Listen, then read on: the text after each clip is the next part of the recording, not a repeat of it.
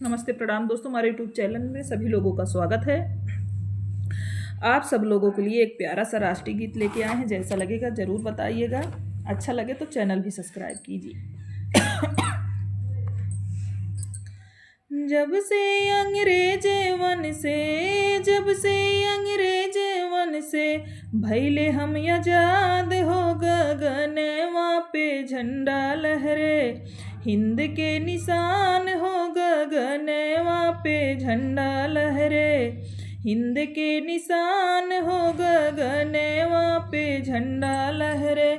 अंग्रेज विदेशी बड़े थे उते पाती, हिंद जनन के सतावें दिन राती।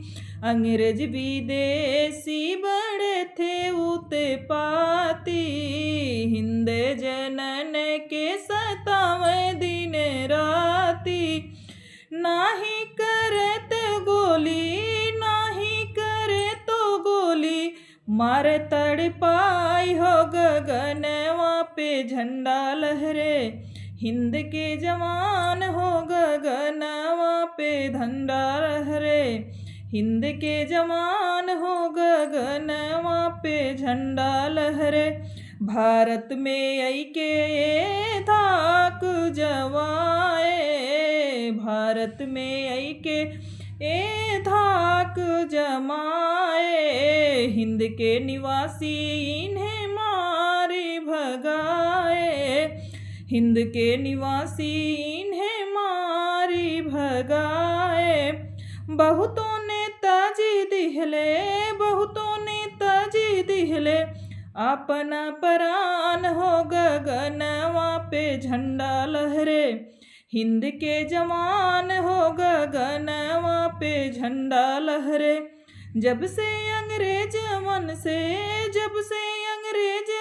से भैले हम आजाद हो गगनवा पे झंडा लहरे, हिंद के जवान हो गगनवा पे झंडा लहरे। अंग्रेज विदेशी बड़े थे उते पाती, हिंद जनन के सतावें दिन राती। अंग्रेज विदेशी बड़े थे उते पाती, हिंद जनन के सतावें दिन राती। बापूजी बनी गईले गोली के निशान हो गगनवा पे झंडा लहरे, हिंद के निशान हो गगनवा पे झंडा लहरे, हिंद के निशान हो गगनवा पे झंडा लहरे। जब से अंग्रेज मन से भैले हम आजाद हो गगनवा पे झंडा लहरे, हिंद के निशान हो गगनवा पे झंडा लहरे। यूट्यूब फैमिली, अगर आपको अच्छा लगे राष्ट्रीय गीत को तो आप अपना प्यार दुलार भी दीजिएगा और चैनल भी सब्सक्राइब कीजिएगा।